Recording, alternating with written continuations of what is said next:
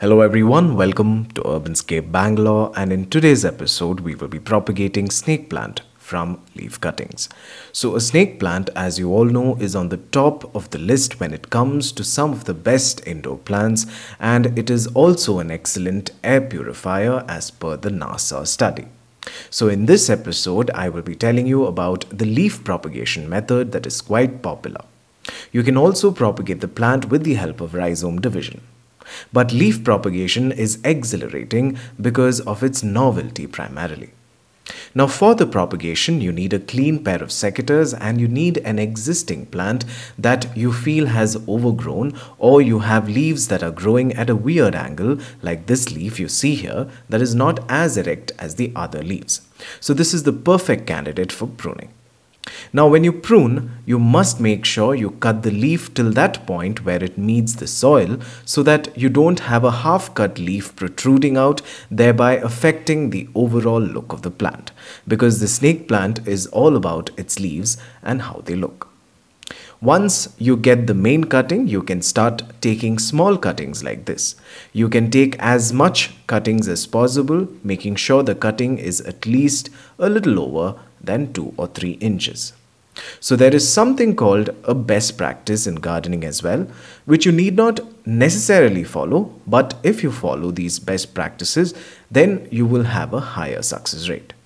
So the best practice here is to allow these cuttings to callus or heal, because remember, the snake plant has succulent leaves, which means that they hold water. So adding the plant directly in the soil and watering it might cause it to rot. So allow it to dry out in a shady area away from rain or sun for at least a week and then add it into the soil.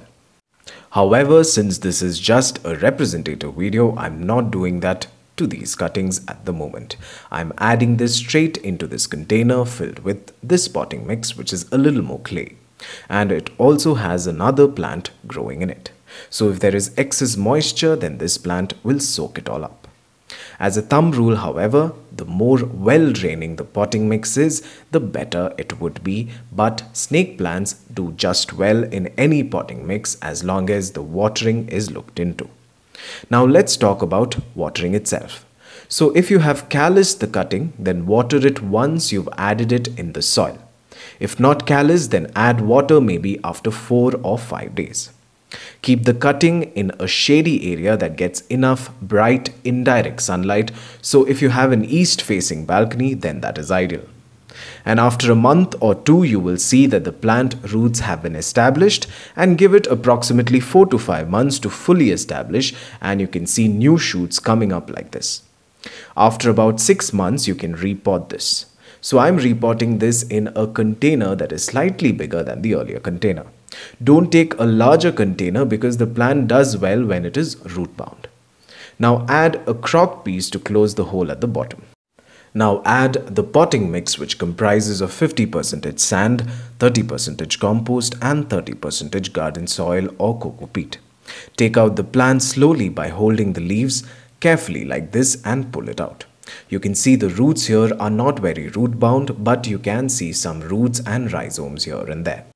I will not be breaking the root ball and will be adding it wholly into the new container, and then I will backfill it with more potting mix. It's okay if the older leaf cuttings are submerged inside, it's perfectly fine, but keeping it at the same level as before is advisable. You don't have to worry about these older leaves, they will die down very soon. Finally, I will be adding some compost as mulch. Now water the container and keep it in a shady area in your garden, exposed to bright sunlight. Don't keep the plant under full sun because the leaves will burn. After a few months, when you see the plant has grown enough, you can move it indoors and enjoy these beautiful serpentine leaves to your heart's content. So with this, we've come to the end of yet another episode of Urbanscape Bangalore. I hope you've enjoyed this propagation video. If you liked the video, then please do not forget to like, share and subscribe. Additionally, you can follow me on Instagram and Facebook. The links will be given below. So thank you for watching, and until we meet again, a very warm goodbye.